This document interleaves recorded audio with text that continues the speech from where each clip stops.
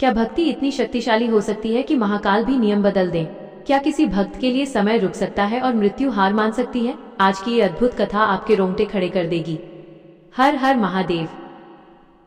कथा प्रारंभ। भक्तों, ये कथा है हिमालय की गोद में बसे एक छोटे से गांव की, जहां प्रकृति की शांति तो थी, लेकिन लोगों के हृदय में भक्ति की कमी थी। उसी गांव में रहता था एक निर्धन, सरल और अत्यंत श्रद्धालु व्यक्ति, शिवदास। शिवदास के पास न कोई धन था, न परिवार का सहारा। उसका एकमात्र सहारा था उसके भोलेनाथ।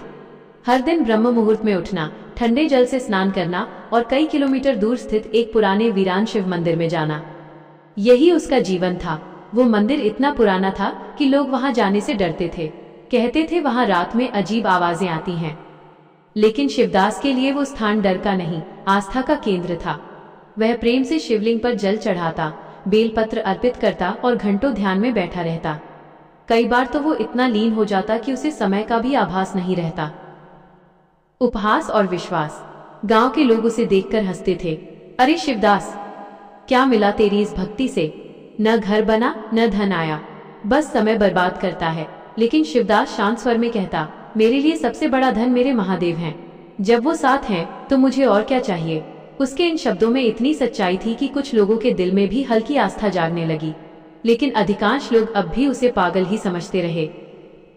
भीषण परीक्षा माइनस सूखा और भूख। एक समय ऐसा आया जब गांव में भयंकर सूखा पड़ गया। नदी सूख गई, कुएं खाली हो गए, खेत बंजर हो गए। लोग भूख से तड़पने लगे। कई परिवार गांव छोड़कर जाने लगे। लेकिन इस कठिन समय में भी शिवदास ने अपनी भक्ति नहीं छोड़ी।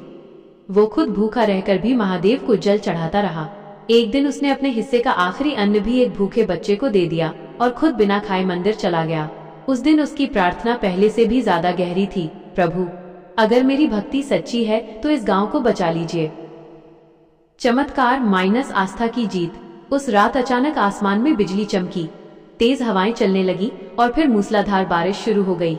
सुबह तक सूखा समाप्त हो चुका था। खेतों में हरियाली लौट आई। लोगों के चेहरे पर मुस्कान वापस आ गई। अब गांव में चर्चा होने लगी, क्या सच में शिवदास की भक्ति से ये चमत्कार हुआ? सबसे कठिन परीक्षा माइनस मृत्यु का आगमन। लेकिन असली परीक्षा अभी बाकी थी। कुछ समय बाद शिवदास एक भयंकर बीमारी से ग्रस्त हो गया। उसका शरीर कमजोर होता गया, वो चल भी नहीं पाता था। अब वो मंदिर नहीं जा सकता था, लेकिन उसके होठों पर हर पल ओय नमः शिवाय का जाप चलता रहता। एक रात उसकी सांसें बहुत धीमी हो गईं। पूरा वातावरण शांत था, जैसे कुछ बड़ा होने वाला हो। यमदूतों का आगमन। अचानक कमरे में एक ठंडी हवा चली और यमराज के दूत वहां प्रकट हुए। उन्होंने कहा, समय पूरा हो चुका है, चलो हमारे साथ। लेकिन जैसे ही वे शिवदास के पास पहुंचे, उन्होंने देखा कि उसके चेहरे पर अद्भुत तेज है और उसके आसपास एक दिव्य ऊर्जा का घेरा है। फिर भी वे आगे बढ़े।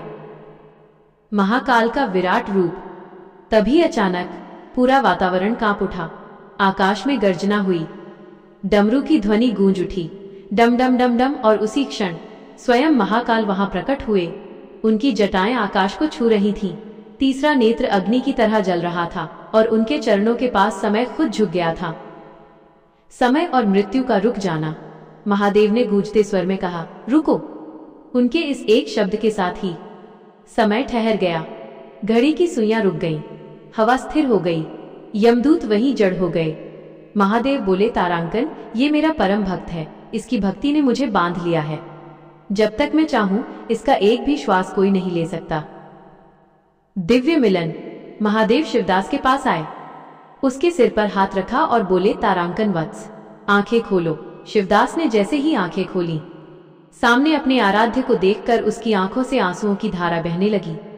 प्रभु, मैं धन्य हो गया। महादेव मुस्कुराए, तारांकन, अभी नहीं। तुम्हें इस संसार में रहकर भक्ति का प्रकाश फैलाना है। मैं तुम्हें वरदान देता हूँ, जब तक तुम अपना कार्य पूरा नहीं कर लेते, मृत्यु तुम्हें छू भी नहीं सकती। कथा का सार, विशेष संदेश।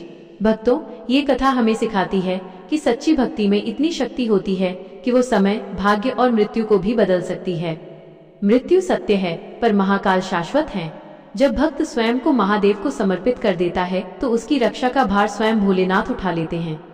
यह कथा सिखाती है कि परीक्षा जितनी कठिन होगी, महादेव का साथ उतना ही निकट होगा।